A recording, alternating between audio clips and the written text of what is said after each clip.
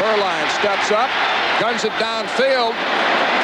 Tim Brown trying to make the catch. He hasn't played much today. He's got a bad knee. Two Notre Damers going head-to-head. Dave Waymer, another former Irish. In fact, we got three of them. Berline and Brown, both from Notre Dame. So is Waymer. All three former Irish. Frankly, I'm surprised to see Brown in there. And you ask me why. Well, if he's good enough to play now, why haven't we seen him earlier in the game? He hasn't been used at all in kick returns. He has been used sparingly when they've gone to 3 and 4 wide receivers. Jeff Gossett to kick it away with 11:09 left in the fourth quarter. Low driving kick. Wanzel Hill takes it to the 25. He's got some room.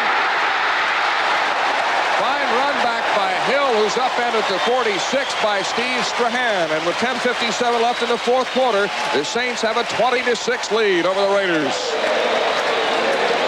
Just under 11 minutes remaining in the fourth quarter. The Saints well on their way to their 7th straight win, leading the Raiders 20-6. And hello again, Mel Proctor along with Joe Namath.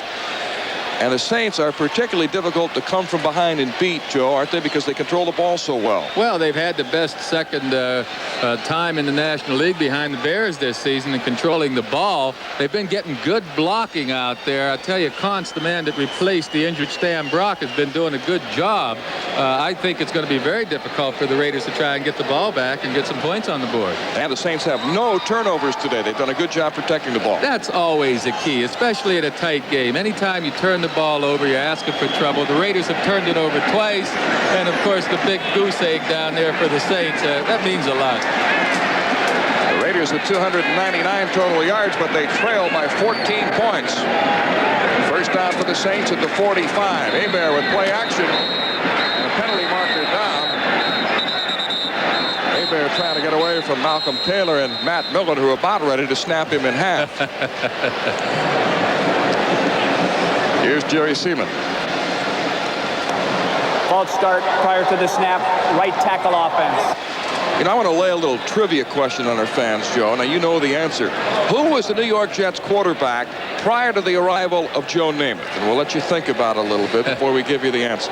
Who quarterbacked the Jets before Broadway Joe arrived? Well, I'll give you the answer. That penalty was called on Kantz that time, by the way. That's the first negative thing I think Bill Kantz has done all day. I'll give you a hint. The former Jet quarterback is in the stadium today. In uniform. First and 15. Dalton Hilliard following Craig Hayward. Bounces to the outside and is wrestled down to 42. All right, fans, do you give up? Question again, who was the Jets quarterback before Joe Namath arrived? He is in the stadium. He is in uniform. And he's one of the officials, the back judge, Pete Lisk, and maybe we can get a shot at Pete. All right, let's watch Bill Kantz right now, number 70. Does a good job with Townsend, has some help, and then he seals Lyndon King off, too. The play goes the other way, so it wasn't really a tough job for Kantz to pull off that time. Second down and 12. There's Pete Lisk, former quarterback of the Jets in the Canadian League with the Broncos, now an official. Preceded Joe Namath for the Jets. Dalton Hilliard bouncing to the outside. That's his strength, his ability to dart, change directions. He's got very quick feet. We've got another Raider player down. You know, I asked Coach Moore why we haven't seen more of Reuben Mays. He says Dalton Hilliard does everything and does it well. He won't give Mays a chance to get in there and play regularly. That's Mike Wise, number 90 on the ground. Hilliard has carried 14 times for 45 yards and a touchdown today as Wise is shaken up on the play.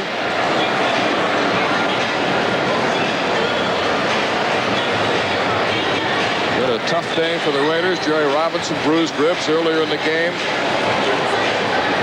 Of course, they lost their left guard, Charlie Hanna.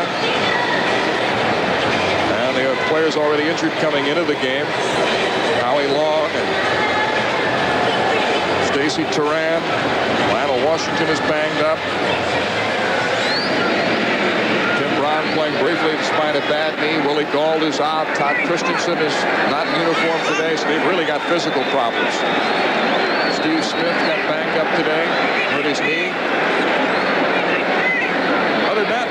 point. Third down 5 at midfield. And the pass is complete to Eric Martin for a first down. Look at Robert Clark.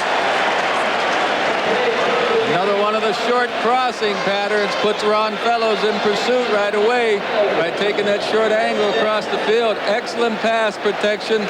Fellows just cannot keep up with Clark. It's not because Fellows lacks the speed, it's the angle that Clark takes on the short crossing pattern. Clark in his second year out of North Carolina Central. He was a 10th round pick last year and spent most of the season on injured reserve with a bad leg. 9:20 remaining fourth quarter. The Saints lead 20-6. First down to 42. Craig Hayward, who really broke this game open on the first play from scrimmage to open the second half. He went 73 yards for a touchdown. And it looks like the left guard, Brad Edelman, is shaken up. But you could just feel the game turn on that one play by Hayward, couldn't you? Oh, it got all the momentum going back in the Saints' favor. But it's a good game they're having there with New England and Buffalo. Pittsburgh leading the Broncos. Denver playing without John Elway. And here in New Orleans, we have 9:05 left. The Saints with a 20-6 lead. Final score, the Lions outlasting the Chiefs in a high-scoring offensive affair. We'll be right back. It was a 73-yard run by Craig Hayward on the first play from scrimmage to open the second half that broke this game open. Hayward's first NFL touchdown. And the momentum swung to the Saints on that long run. They lead 20-6 with 8:49 left, fourth quarter. Second down 6 for New Orleans at the 38 of the Raiders.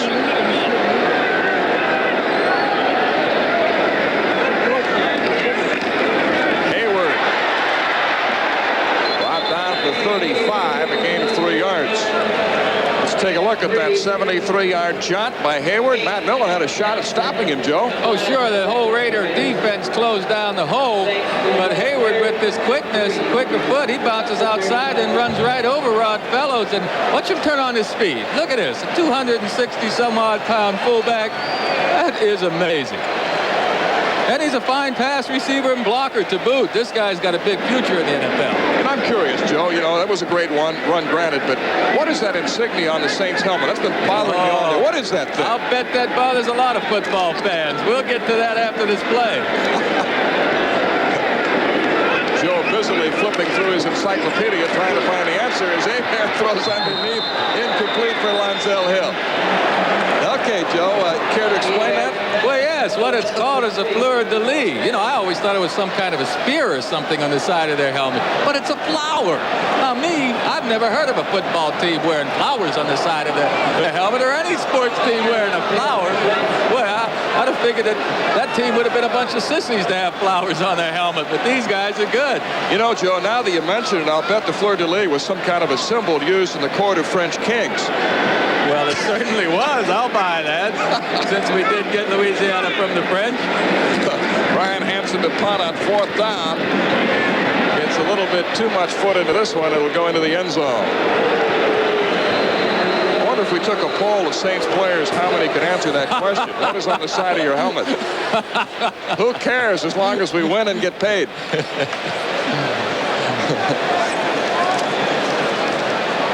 So with 7:38 remaining in the fourth quarter, the Saints are in good shape, leading 20-6. Remember, coming up second half of our doubleheader, the Jets in Miami. Jets playing without Mark Gastineau, who left the club to be with his fiancée, Brigitte Nielsen, who unfortunately is ill. Seattle playing at the Rams. Bernie Kosar back for the Browns. They'll be in Phoenix. Football League rules require that we present away games starting with the opening kickoff to stations in the team's home area. So viewers in Seattle and Indianapolis will be leaving this game in a few minutes for a telecast involving your home team. However, we'll continue to bring you reports on this game as well as an update on the fleur-de-lis to keep you up to date.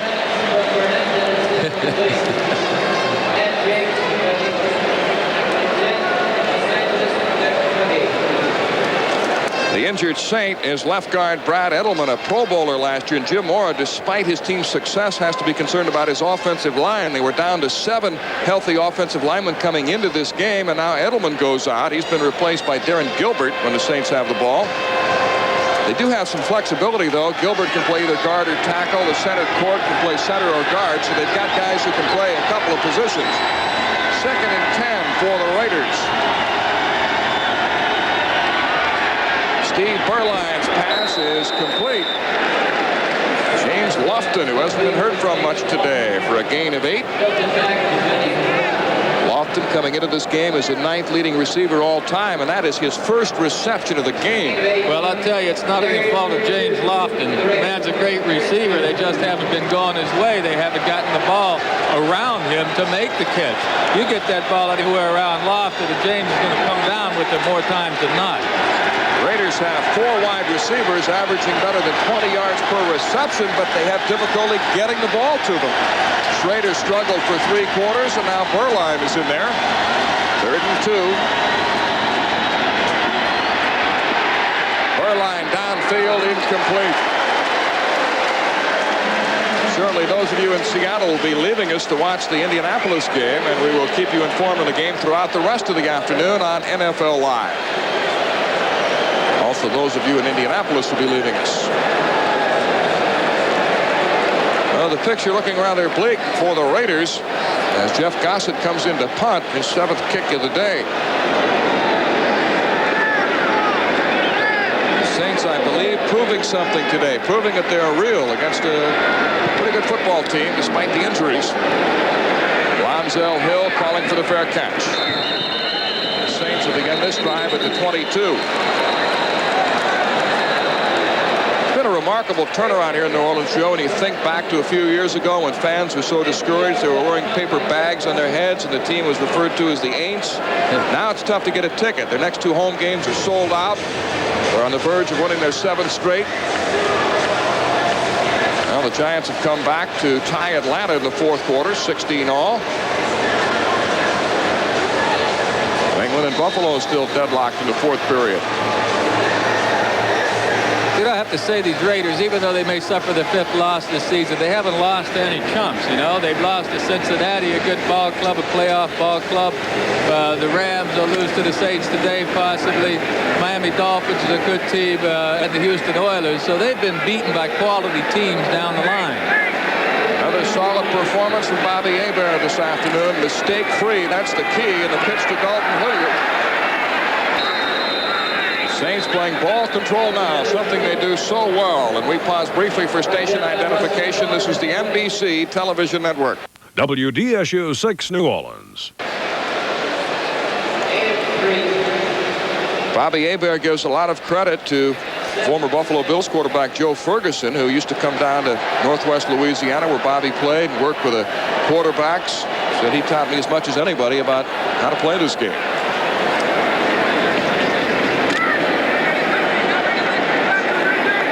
Second down 7 at the 25. Saints leading 20-6. Time a factor now with 6:27 left. Craig Hayward out to the 31. And about 6. It'll be 3rd and 1 for the Saints. Well, the last time the Raiders played here at the Superdome was in January of 1981, Super Bowl 15, as we look back. Of course, in that same month of 1981, the hostages returned from Iran. But the Raiders polishing off the Philadelphia Eagles here at the Superdome, and Ronald Reagan was inaugurated as president, all in January of 1981. Joe Namath is trying to remember where he was in 1981. I can see that look in your eye. When you get the answer, let me know. Back to live action. Here comes Reuben Mays. Mays out of bounds with 5.5 remaining in the game. Chased out by Russell Carter. Well, it's 4th down. They're going to be forced to punt. Now, you can't count the Raiders out. They still have some explosive people over there on the offense, even though today they haven't shown much of it. Of course, they had the long touchdown to Fernandez, so they're capable. They're just 2 touchdowns behind the Saints, and they can get one as fast as any team. Stephon Adams awaiting the kick from Brian Hansen, who's had a fine afternoon. Gets a favorable bounce. And Adams is out of bounds. You know, what could prove to be a big key if the Raiders could get close is the fact that they had an extra point blocked. Fernandez scored on an 84-yard pass from Jay Schrader, but then the extra point by Chris Barr was blocked. Yeah, that does a lot for the Saints defense. They know the best the Raiders could do is get a tie right now. So the Saints are going to play it loose and force the Raiders to try and use up some of the clock with the underneath stuff. What you want to do as a defensive back for the Saints is not get beaten deep. Let them catch the pass underneath, but don't let them run by you. 5:22 left, fourth quarter. The Saints lead 20-6. First down for the Raiders. The Los Angeles 31. Steve Berline underneath, incomplete. Trying to hit Marcus Allen. Berline has completed only 3 of 8 passes.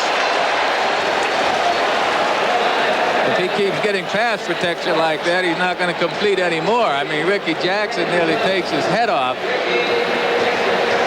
He didn't have a lot of time to set up here. He's trying to go short, but here comes Mr. Jackson, 57. Oh, my goodness, that hurts. But it's difficult to pick an MVP. Jackson has excelled on defense. Hayward has close to a 100-yard rushing game and broke it open with that 73-yard run. Hebert has played well. Second and 10.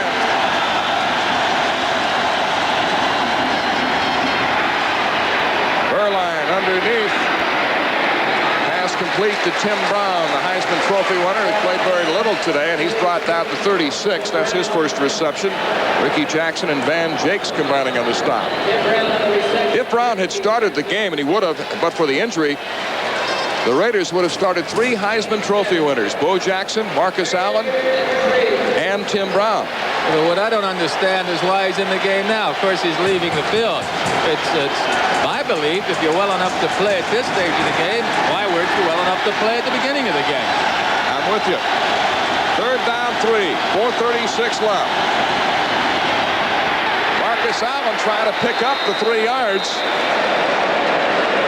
And he appears to have it. Ricky Jackson on the tackle for the Saints. I mentioned those 3 Heisman Trophy winners. The Raiders have had 2 others in their history: Jim Plunkett and Billy Cannon, who showed up yesterday at the Raiders practice to renew his friendship with Al Davis. Cannon, a great collegiate star at LSU. Marcus Allen now over 100 yards, 20 carries for 101 yards today. First down with 4 minutes left, but the Raiders have got to get on the board quickly. Berline downfield for Fernandez. And Fernandez makes the no, he couldn't hold on. Yes, he did. It's a reception. A moment of indecision there by Pete Lisk, but finally ruling that he made the catch. Well, the defensive back is back there. Fernandez just makes a great catch. Credit Berline for getting the ball in the right place. You see the defensive back. He has Fernandez beaten. Jakes is in good position there to make the interception, but Fernandez outplays him for the ball. Tell you, that Fernandez, I mean, he's 6'3", 195 at 6'3". He can get up there because Jakes, he only goes 6 foot. He just flat out jumped him. Gain of 49. It's first and goal at the 9. Big play for the Raiders. Berline's pass picked off by Ricky Jackson. Jackson is brought down to 20. What a game he's played.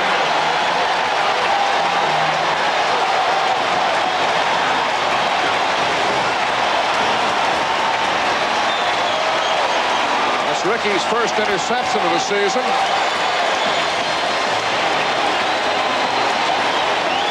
Well, he's in the right place. Actually, the receiver's open. Berline throws the ball behind him a little bit, right into Jackson's arm. And the boys with the flowers on their hat are going on to victory today. The third Raider turnover of the game. You can see he's wide open going across the middle, but the ball's badly thrown behind him right into Jackson's arm. Berline certainly would love to have that one back. Steve Strahan was the intended receiver. And Rex Stewart, the umpire, almost got decked again. Did you see him in the middle? Get out of the way. Oh, my goodness. He's already been nailed twice today. Here comes Ironhead, Craig Hayward.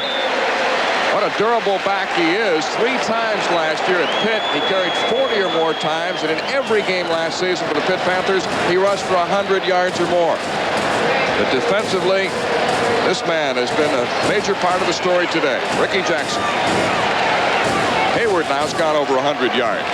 10 carries for 106. Yeah, but you know, you're a Raider coach. You can't help but wonder, when are things going to turn around? I mean, I had my receiver open that time. The quarterback throws the ball behind him. They're only 14 points down. They were in great shape to get back into this game. 3 minutes remaining. 2nd and 2. Eric Martin in motion. Reuben Mays. He's got the first down.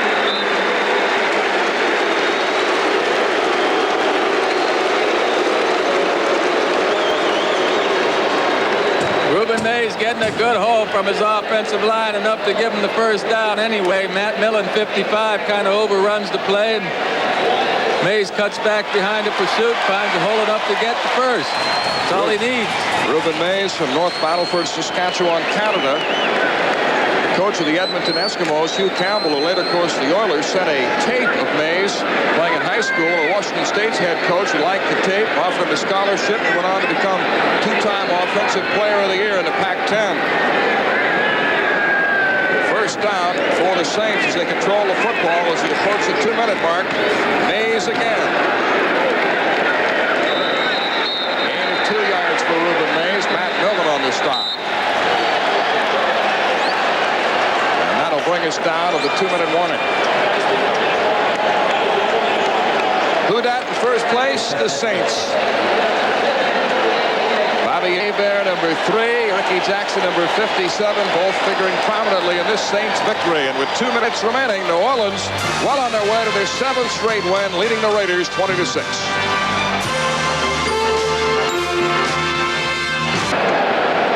This man has his dancing shoes on. Saints owner Tom Benson eagerly awaiting the Benson Boogie.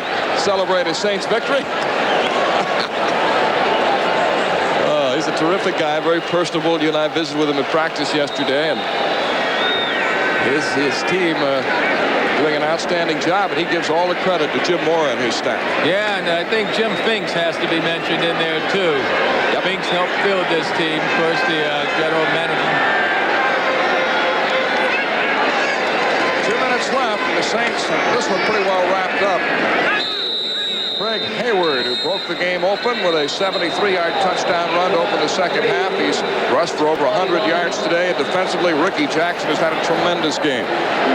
You know, we mentioned Jim Finks. I understand Ahmad Rashad did a story with him today on how he put this Saint team together. And Finks has had a history of success in the NFL. It was one of the best moves he made, of course, to bring Jim Mora and his staff here to the Saints. Jim Finks, a former pro quarterback with the Steelers, successful with the Bears and the Vikings as an executive, now doing the same thing with the Saints. So check our report card. Well, not very impressive statistics for Hebert, but efficient enough. No turnovers right there, no interceptions and no fumbles. And look at Hayward with a 10-yard plus average. I mean, that's remarkable. Hayward said when little kids are playing in their backyards pretending to be Larry Zonk and Earl Campbell, I want one of them to step forward and say, hey, I'm Ironhead. That may happen tomorrow. I know Al Davis downplays the percentage of completions by his quarterbacks, but look, they come into this game only completing 45% of their passes. Today, they're only completing 33% of their passes. You can't win in the National Football League with that kind of completion percentage. They've got to do something offensively, either get the tight end back into the passing game, change their scheme, or what? There's Jim Finks right there on the left with the red tie. But the Raiders have got to do something with their offensive scheme to get the passing attack going. And who will be the starter next week against Kansas City? Schrader or Berline? Schrader. At least for the first half. Dalton Hilliard on the carry.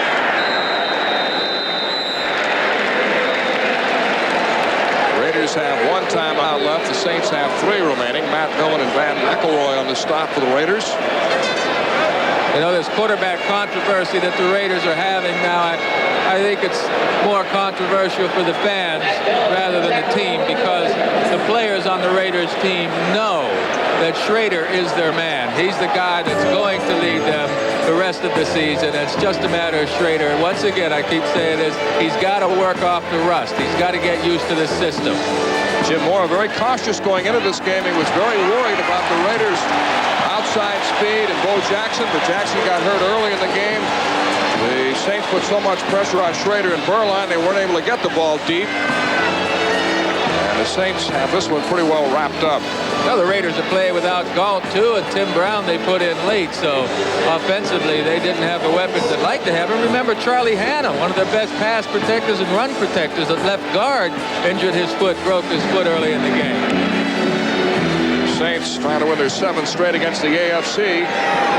1:10 remaining, 4th quarter. The Saints ahead 20-6. Drops to a knee.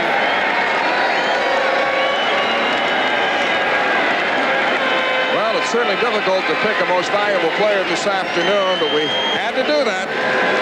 And our selection is Craig Hayward, the rookie running back from Pitt, who rushed for over 100 yards, ran 73 yards for a touchdown. It really broke this game open to start the second half. And Ironhead Hayward is our Budweiser most valuable player. Bud will make a contribution to the United Way on behalf of all the MVPs selected in today's game. But realistically, you could have selected Ricky Jackson, Bobby Hebert. Been a solid team effort by this New Orleans team. 22 seconds left. And so the Saints are going to come away with their 7th straight win, their 16th in their last 17 regular season games, and their first win ever against the Raiders.